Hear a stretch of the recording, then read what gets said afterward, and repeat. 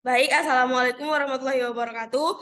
Perkenalkan, nama saya Latifah Tangkudung sebagai moderator kelompok 16 untuk memandu presentasi pada kali ini dengan judul yaitu lingkungan kontinental atau terestrial. Sebagaimana anggota kelompok kami ada 4 orang, yaitu ada Lis Rayani, Ain Sekio, Raihan Batara Paladan, dan Sukirman Satar.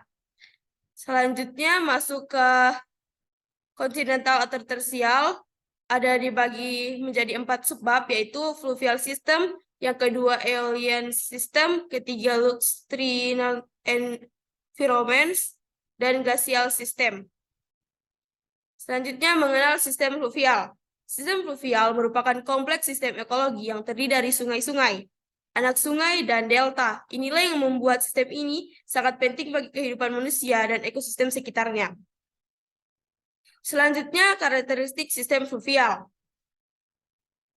Karakteristik sistem fluvial terbagi menjadi 2, yaitu longitudinal profil dan pola drainase.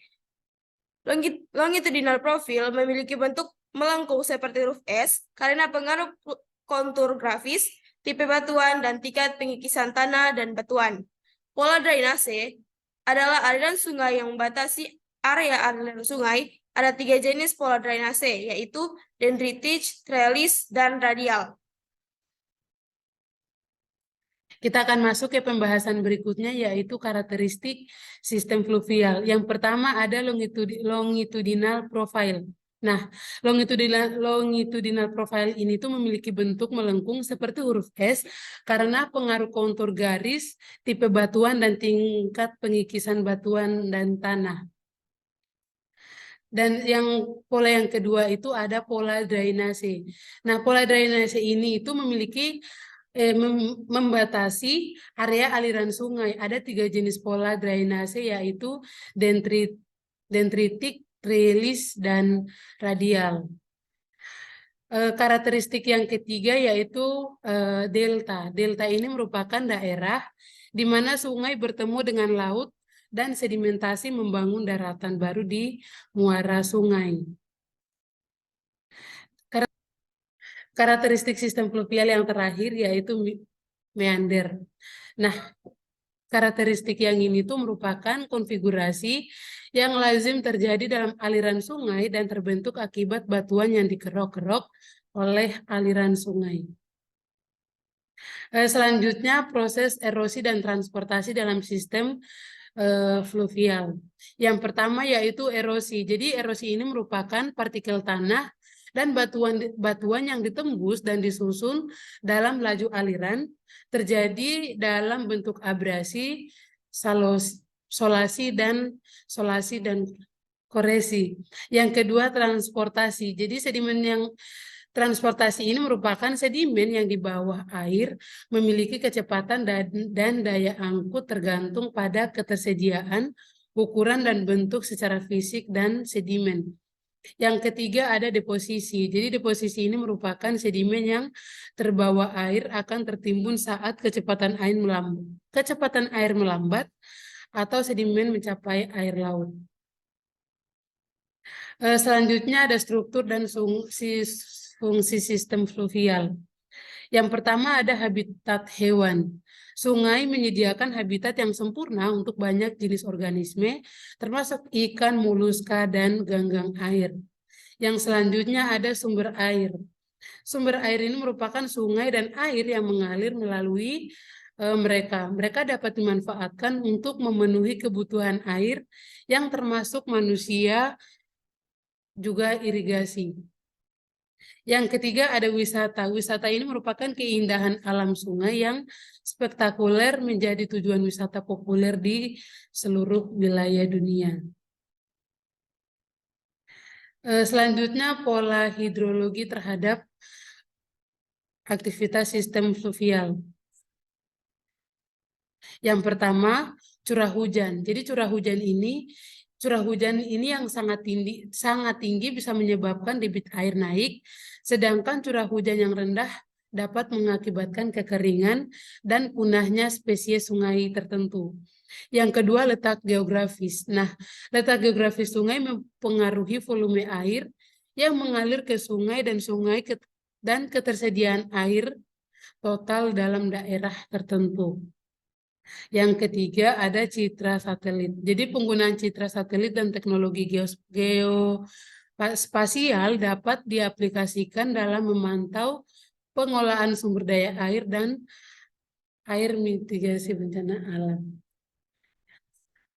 Selanjutnya perubahan lingkungan dan konsekuensi bagi sistem fluvial. Ada 3 konsekuensi. Yang pertama bencana alam. Jadi yang bencana alam ini merupakan perubahan iklim yang membuat cuaca menjadi tidak stabil dan sulit untuk ditebak, mengakibatkan bencana banjir yang lebih sering dan munculnya tanah longsor yang merusak sungai dan lingkungan sekitarnya. Yang selanjutnya yaitu pencemaran lingkungan. Pencemaran lingkungan ini itu dipengaruhi oleh sistem fluvial menerima banyak tekanan dari limbah manusia termasuk bahkan kimia, limbah pertanian, dan pembuangan sampah. Konsekuensi yang terakhir yaitu eksploitasi sumber daya yang berlebihan. Jadi penambangan pasir, batu nikel, dan aktivitas pertanian yang intensif menyebabkan koagulasi partikel, pengikisan dasar-dasar sungai, dan degradasi ekosistem.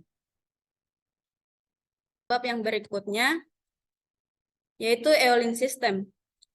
Sistem gurun eolin merupakan proses transportasi dan pengendapan pasir yang membentuk endapan gurun modern, serta jenis sistem eolian dan permukaan batasannya. Dalam proses terbentuknya gurun eolin, terdapat 3 tahapan, yaitu erosi angin.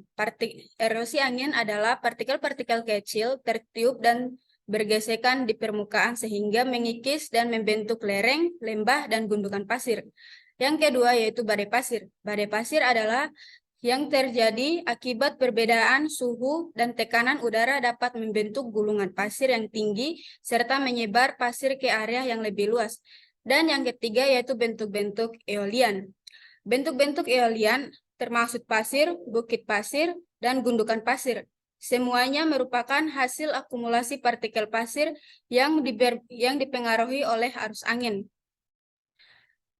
Pada fenomena permukaan batas di eolin ada empat, yaitu rek, wilayah permukaan pasir, landai, dan dengan angin yang lemah, biasanya pada kaki pasir yang satu dan lainnya terdapat vegetasi. Yang kedua, yaitu transisi, wilayah dengan perairan dari pasir landai ke daerah penuh gundukan, biasanya disebut sebagai belt, dan parasut pasir umumnya terjadi di wilayah ini. Yang ketiga yaitu barcan, gundukan pasir dengan lengkungan lembut dan ujung tajam mengarah ke arah angin, biasanya terjadi sebagai gundukan tunggal atau berkelompok di wilayah pasang surut angin. Dan yang keempat yaitu parabolit, bentuk gundukan pasir dengan ujung bulat ke arah dengan angin, biasanya terjadi di dekat permukaan dan wilayah agraris. Ada 3 endapan gurun modern, yaitu endapan pasir merah. Endapan pasir merah yang terbentuk terutama dari partikel batuan granit daerah kering. Yang kedua, endapan pasir putih. Endapan pasir putih biasanya terkait dengan sumber daya air di bawah permukaan tanah. Dan endapan pasir hitam. Endapan pasir hitam yang bisa dijumpai di pasir pantai atau di dekat daerah vulkanik. Warna hitam berasal dari partikel vulkanik. Gurun purba ada 3 jenis. Yang pertama yaitu gurun Sahara, merupakan gurun non-polarnya paling banyak dihuni manusia. Terletak di Afrika Utara, merupakan gurun terbesar di dunia. Beriklim subtropis, kering, dan berpindah-pindah. Yang kedua yaitu gurun Simpson, merupakan gurun pasir terbesar di Australia. Kondisi iklim ekstrim dan terisolasi, termasuk suhu yang bervariasi, menjadikan gurun ini tempat yang sulit untuk menghidupi manusia. Dan yang ketiga yaitu gurun Atacama, merupakan gurun terkering di dunia yang terletak di Amerika Selatan. Kondisi iklim dan tanah yang tak cocok menjadikan daerah ini sulit ditempati oleh. Dan keunikan sistem gurun eolin terdapat pertama formasi ribuan tahun. Sistem gurun eolin merupakan hasil formasi ribuan tahun. Kondisi iklim dan bentang alam yang konsisten sangat menjadikan daerah ini istimewa. Dan yang kedua yaitu banyak satwa langka. Daerah gurun seringkali dihuni oleh satwa yang unik dan langka. Ada juga beberapa flora khas gurun seperti kaktus dan jarak. Yang ketiga yaitu potensi wisata. Gurun sepi yang sepi dengan pasir halus dan lembut serta kondisi iklim yang hangat menjadikan destinasi wisata yang menarik bagi para pengunjung. Oke, kita lanjut. Oke, kita lanjut ke materi selanjutnya, yaitu lacustre environments. Sistem Lasutrin adalah salah satu sistem danau yang terkenal di Indonesia dengan keindahan alamnya yang menakjubkan dan ukuran danau yang luar biasa. Sistem Lasutrin menjadi tujuan favorit para pelancong dan penikmat alam. Pengenalan tentang sistem Lasutrin. Sistem Lasutrin adalah rangkaian danau yang terhubung satu sama lain melalui aliran air. Sebagai salah satu ekosistem air tawar terbesar di Indonesia, sistem ini menyediakan sumber daya air yang penting bagi kehidupan manusia dan keragaman hayati. Asal-usul dan ukuran danau. Sistem Lasutrin ini terbentuk jutaan tahun yang lalu akibat proses geologi yang alami.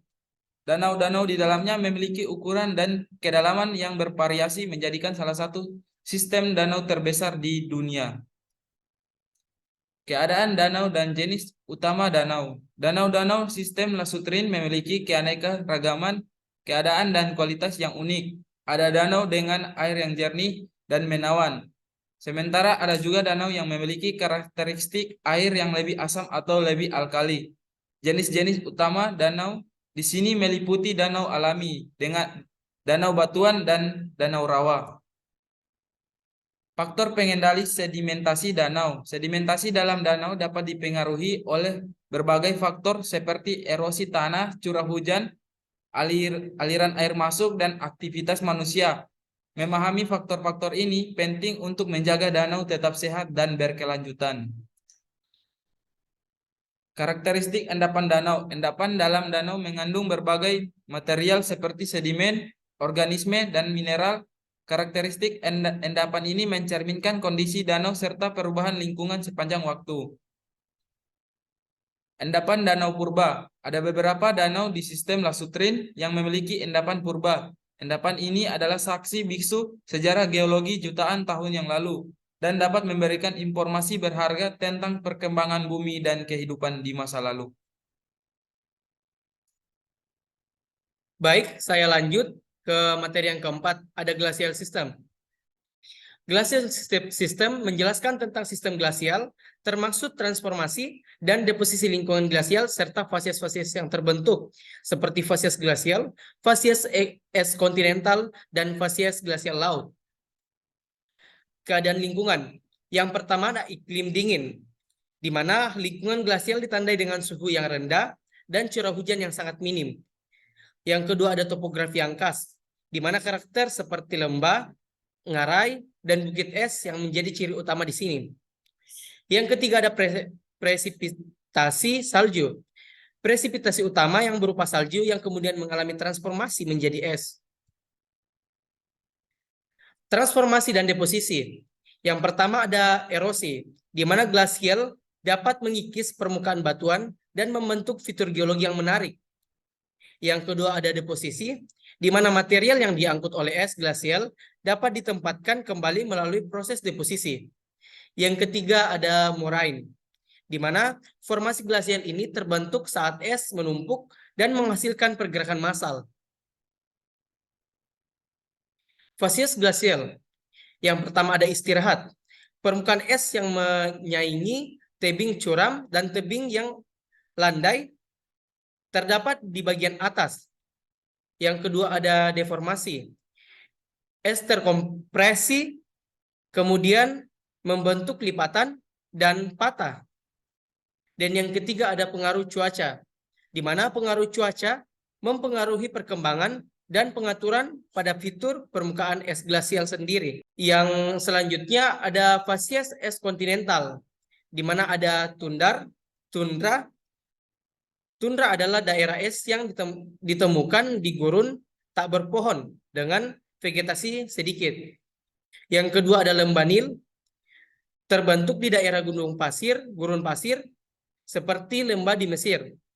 Yang ketiga ada oasis, di mana es yang terdapat di oasis memberikan sumber air bagi kehidupan di padang pasir. Saya lanjut fasies glasial laut. Yang pertama ada garis pantai, di mana glasier bertemu dengan laut, menciptakan garis pantai yang indah. Yang kedua ada island, di mana peberangan yang meliputi es yang menumpuk membentuk pulau-pulau es di tengah laut. Yang terakhir ada iceberg, di mana pecahan yang terapung di atas laut yang umumnya berasal dari cluster yang pecah. Kemudian ada suksesi fasies vertikal. Yang pertama ada eskar, di mana gelombang pasir di atas es yang menonjol kemudian terbentuk saat es mencair. Yang kedua ada drumlin, di mana bukit tanah melonjong yang terbentuk dari material yang diangkut oleh es ke bawah. Yang ketiga ada varvi, tumpukan lapisan pasir dan lumpur membentuk varvi yang mencerminkan perubahan musiman.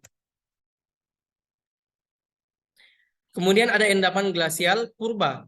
Yang pertama adalah fosil, di mana endapan es purba seringkali mengandung fosil-fosil penting dalam pemahaman sejarah. Yang kedua ada relik, di mana struktur dan endapan glasial purba memberikan bukti keberadaan es yang dahulu ada di daerah tersebut. Yang ketiga ada tapak ciakan, di mana terdapat bekas jejak yang meninggalkan cetakan dan pola pada lingkungan glasial.